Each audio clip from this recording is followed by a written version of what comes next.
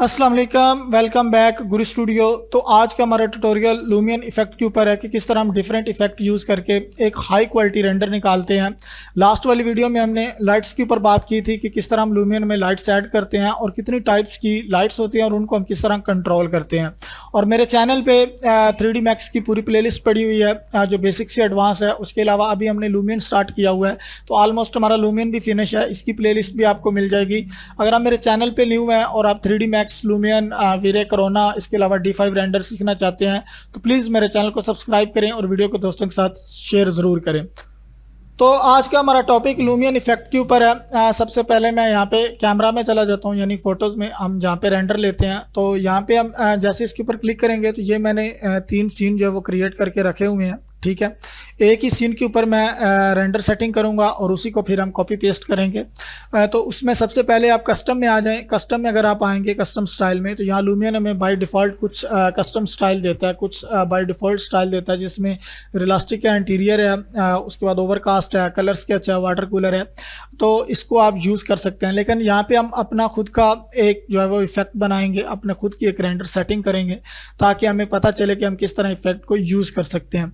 तो सबसे पहले आपने इफेक्ट्स में आना है। यहाँ पे अगर आप गौर करें, आप थोड़ा सा इसको गौर से देखें तो हमारा ऑब्जेक्ट जो है वो वर्टिकली स्ट्रेट नहीं है। तो उस वर्टिकली स्ट्रेट करने के लिए आपने इफेक्ट्स में आना है और यहाँ पे आपने आना है फीचर्स में। फीचर्स में जैसे ही आप आएंगे तो यहाँ आपको मिलेगा 2 पॉइंट पर्सपेक्टिव। इसको जैसे ही आप क्लिक करेंगे तो आपका ऑब्जेक्ट जो है वो वर्टिकली स्ट्रेट हो जाएगा। यहाँ पे अगर इसको मैं ऑफ करता हूँ तो आप देखें ये हमारा वर्टिकली बैलेंस नहीं है, लेकिन जैसे मैं इसको ऑन करता हूँ तो ये हमारा वर्टिकली बैलेंस हो जाता है। थोड़ी सी इसकी मैं सेटिंग कर लूँगा, थोड़ा सा इसको मैं जो है वो और अच्छा रेंडर, थोड़ा सा और कैमरा क्रीप कर लूँगा इसके, और यहाँ पे इसको मैं कर दूँगा अपडेट। ठीक है, ये अब हमारे पास अपडेट होके आ चुका है।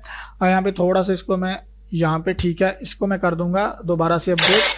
और अब मैंने 2 प्रोस्पेक्टिव पॉइंट जो है वो लगा लिया। आपने सबसे पहले ये काम कर लेना है कि आपने ऑब्जेक्ट को वर्टिकली स्ट्रेट कर लेना है।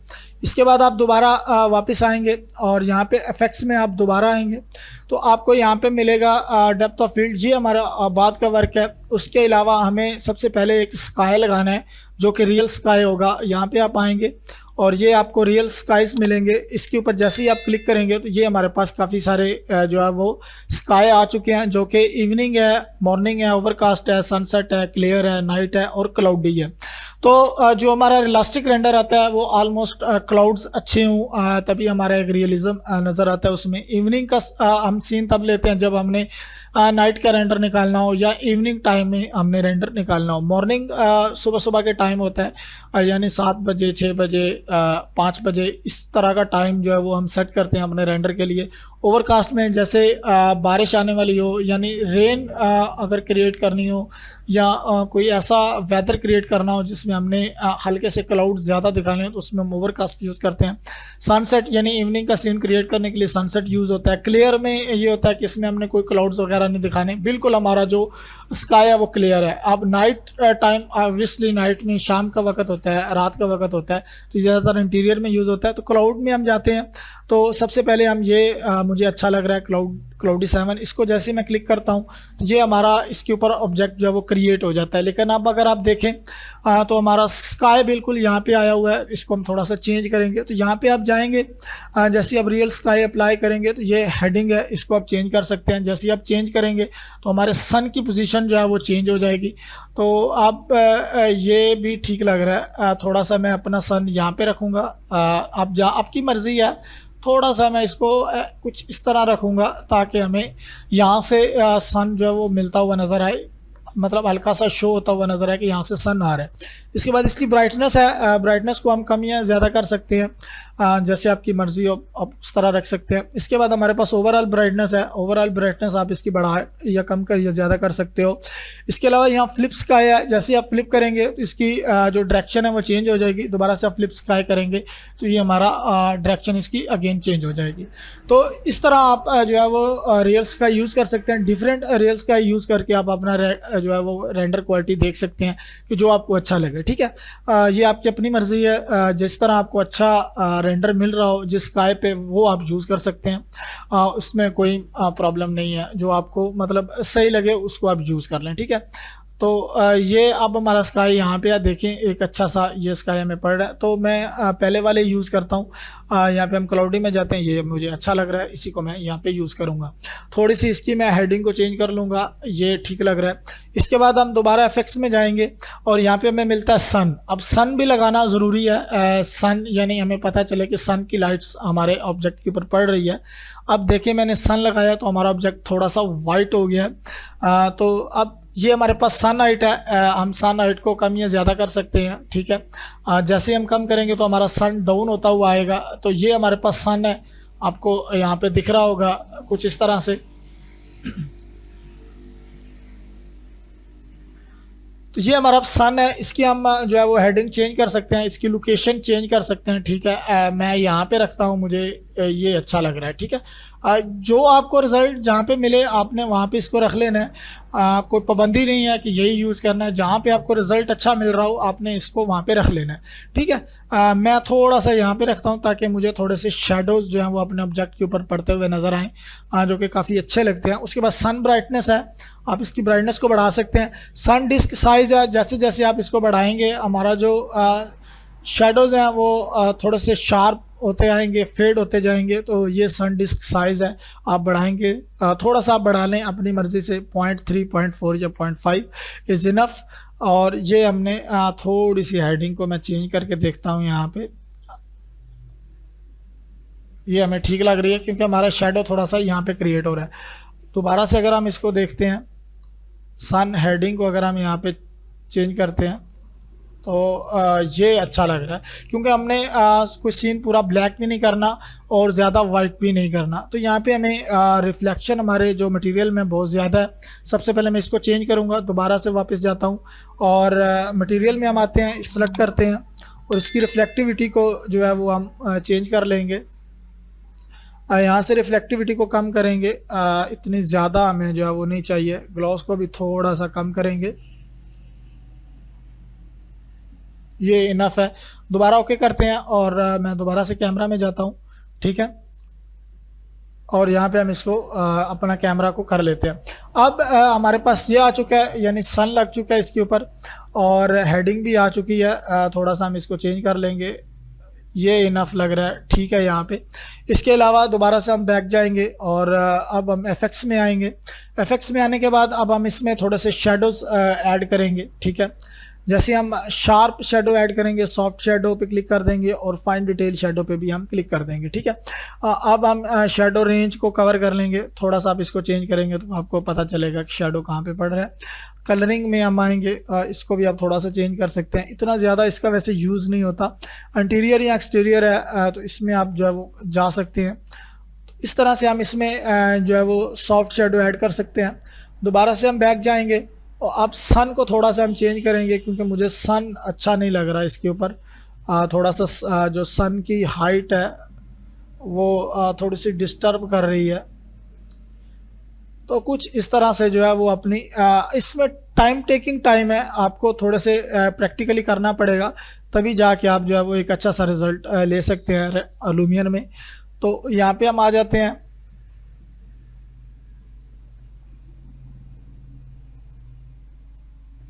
ये ठीक लग रहा है। आपको अपनी मर्ज़ी से यानी इसको सेलेक्ट कर लेना है। थोड़ा सा हम इसको बढ़ा लेते हैं। अब थोड़ा सा हम इसको बैक ले आते हैं तो मतलब अब ये बिल्कुल वाइट हो रहा है। थोड़ा सा हमने इसके ऊपर शेडो क्रिएट करनी है, ये इनफ है। यहाँ पे इसको देख लेते हैं थोड़ा सा, ये हमारे पास शेडो पड़ रहा है, अच्छा लग रहा है बिल्कुल।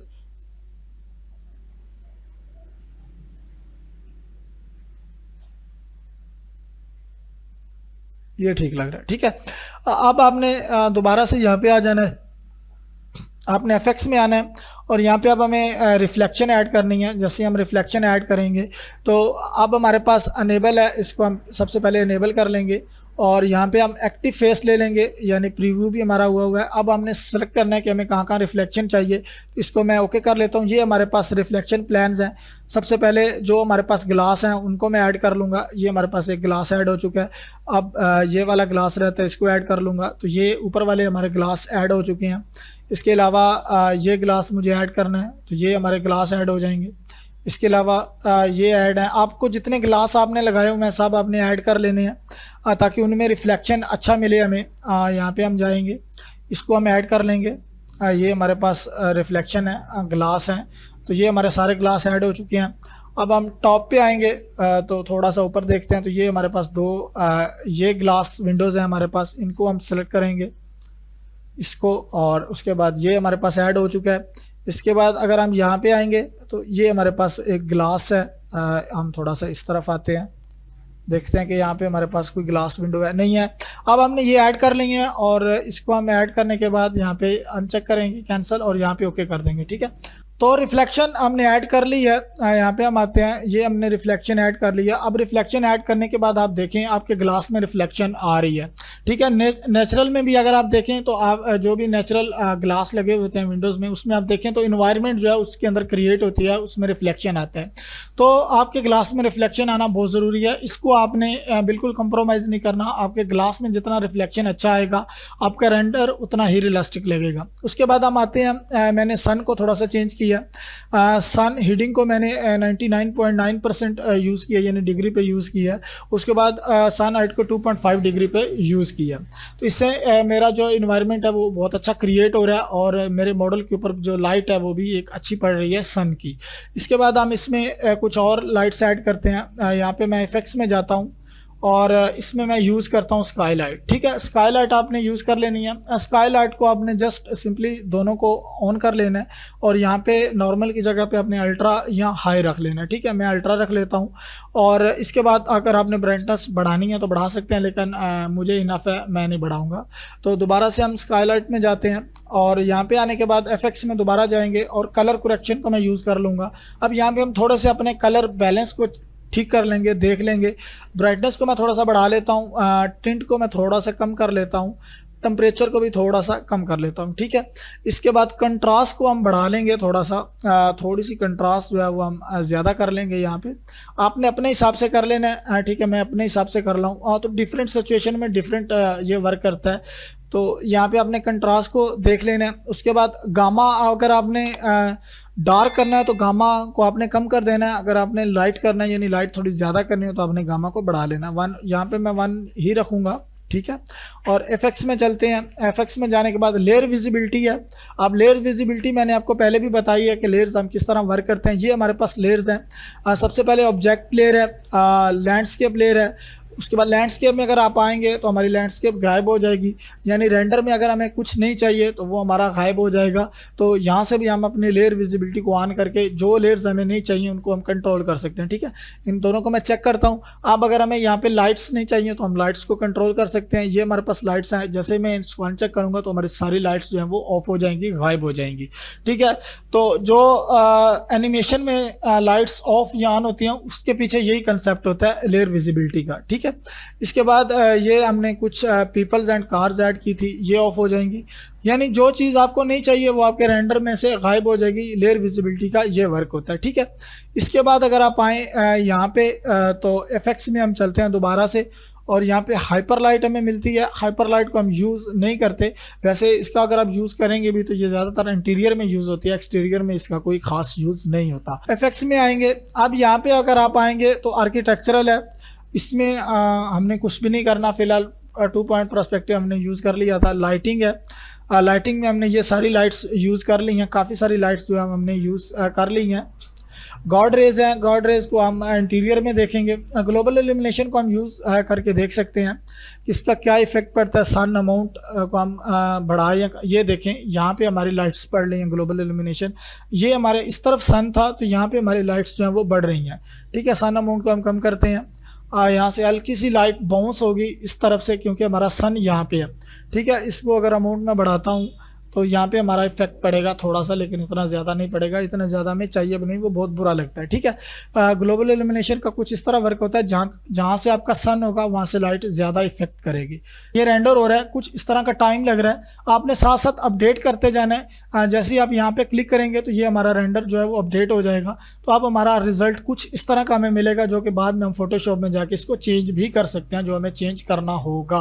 यानी जो सेटिंग आप यहाँ पे करेंगे उसका अगर आपने रेंडर रिजल्ट देखना है तो आप इसके ऊपर क्लिक करेंगे तो आपको अपडेट कर देगा आपका सीन। ठीक है, कुछ इस तरह से। तो अब हम एफएक्स में दोबारा जाते हैं यहाँ पे, और गॉड रेज अगर हम यूज़ करते हैं तो गॉड रेज का वैसे कोई यहाँ पे बेनिफिट नहीं होता कि गॉड रेज यहाँ पे डिकेसी है, इसको अगर आप चेंज या कम या ज़्यादा करते हैं तो आपको कुछ खास डिफरेंस नहीं मिलता है यहाँ पे। ठीक है, तो ये ज़्यादातर इंटीरियर में यूज़ होती हैं, जहाँ पे हमें सन चाहिए, यहाँ पे हमें रेस चाहिए होती हैं सन की। तो यहाँ पे मैं इसको अपडेट कर देता हूँ। ठीक है, ये हमारा अपडेट हो रहा है। ठीक है, अब हमें ये कुछ इस तरह का सीन लग रहा है। ये हमारा फाइनल रेंडर था कुछ इस तरह से। अब हम फाइनल सेटिंग करेंगे इसकी कि हम किस तरह रेंडर लेते हैं। तो ये हमारे कुछ इफेक्ट थे जो हम यूज़ करके अपना रेंडर ले सकते हैं। ठीक है, अब इसको हम सेव भी कर सकते हैं। यहाँ पे आपने एफएक्स में आना है। ठीक है, एफएक्स में जैसे ही आप आएंगे तो यहाँ पे आपको मिलेगा यानी सेव इफेक्ट लिस्ट, इसको आप सेव कर लें। तो यहाँ पे मैं सेव कर लेता हूँ, पहले भी मैंने काफ़ी सारे सेव किए हुए हैं, इसको दोबारा से मैं सेव कर लेता हूँ गुरी। अब नेक्स्ट जो भी मेरा प्रोजेक्ट होगा उसमें मैं इसको ऐड कर सकता हूँ। ठीक है, तो ये मैंने सेव कर लिया। ठीक है, इसके बाद अगर हम दोबारा एफएक्स में जाते हैं तो कुछ चेंजेस रहती हैं। स्काई एंड वेदर है, यहाँ से आप वेदर चेंज कर सकते हैं, यानी हमें बारिश चाहिए, हमें जो है वो ऑटोमन कलर चाहिए। ऑटोमन कलर को आपने ज़रूर यूज़ करना है, क्योंकि इसको आप यूज़ करेंगे तो आपके जो ट्रीज़ वगैरह होते हैं वो आप बाय जो अपनी लेयर होते हैं उसके हिसाब से चेंज कर सकते हैं। यहाँ पे मैं लेयर सेलेक्ट करता हूँ तो लेयर्स में हमारे पास ट्री वाली लेयर में जो है वो पड़े हुए हैं। यहाँ पे इसको मैं सेलेक्ट करता हूँ और ये हमारे पास ट्रीज़ हैं। अब हमारा जो इफेक्ट चेंज होगा वो जस्ट ट्रीज़ के ऊपर ही होगा, यानी ये देखिए आप कलर चेंज हो चुका है ट्रीज़ का। ठीक है, यहाँ से आप कलर को शिफ्ट कर सकते हैं, कम या ज़्यादा कर सकते हैं ट्रीज़ का, जैसे आपको चाहिए रियलिज्म में वैसे आप कर सकते हैं। तो ये ऑटोमन कलर्स होते हैं, ये लेयर्स में कवर करते हैं। अगर आपकी ट्रीज़ की अलग लेयर है तो ये उसमें वर्क करेगा। ठीक है, इसमें हम दोबारा बैक जाते हैं, ऑटोमन कलर भी हमने देख लिया। यहाँ पे दोबारा से हम एफएक्स में जाते हैं। ठीक है, एफएक्स में जाने के बाद मून है जो कि नाइट में यूज़ होता है। वॉल्यूम क्लाउड्स हैं, इससे आप क्लाउड्स बढ़ा या कम कर सकते हैं। स्काई एंड क्लाउड्स हैं, इनको भी आप यूज़ कर सकते हैं। तो ये एनिमेशन हैं, बाकी सारी चीज़ें हम जो है वो एनिमेशन में सीखेंगे। तो अब इसका मैं एक रेंडर ले लेता हूँ। ठीक है, फाइनल रेंडर आपको मैं बता देता हूँ। यहाँ पे हम रेंडर में जाते हैं। रेंडर में जाने के बाद ये हमारे पास जो है वो सेव डेप्थ मैप है, इनको मैं यूज़ कर लेता हूँ, बाद में हम इनकी फ़ोटोशॉप करेंगे। ठीक है, फ़ोटोशॉप कर लिया। अब यहाँ पे हमारे पास साइज़ होता है, मैं मोस्टली जो प्रेफर करता हूँ वो प्रिंट करता हूँ। ये आपने प्रिंट कर लेना है और यहाँ पे मैं लूमियन कर लेता हूँ। ठीक है, क्लासिक लूमियन। ठीक है, क्लासिक लूमियन। तो ये मैं जो है इसके ऊपर सेव कर लिया रेंडर सेटिंग में लूमियन में ही। तो यहाँ पे मैं इसको कर देता हूँ 1। ठीक है, ये हमारे ऑटोमेटिकली सेव हो जाएंगे। तो अब हमारा जो रेंडर है वो स्टार्ट हो चुका है। ठीक है, फाइनल रेंडर मैं आपके साथ शेयर कर दूंगा नेक्स्ट वीडियो में। तो इंशाल्लाह मिलता है नेक्स्ट वीडियो में। अल्लाह हाफिज़। अगर आपको मेरी वीडियो अच्छी लगी हो तो प्लीज़ मेरे चैनल को सब्सक्राइब करें और वीडियो को दोस्तों के साथ शेयर ज़रूर करें।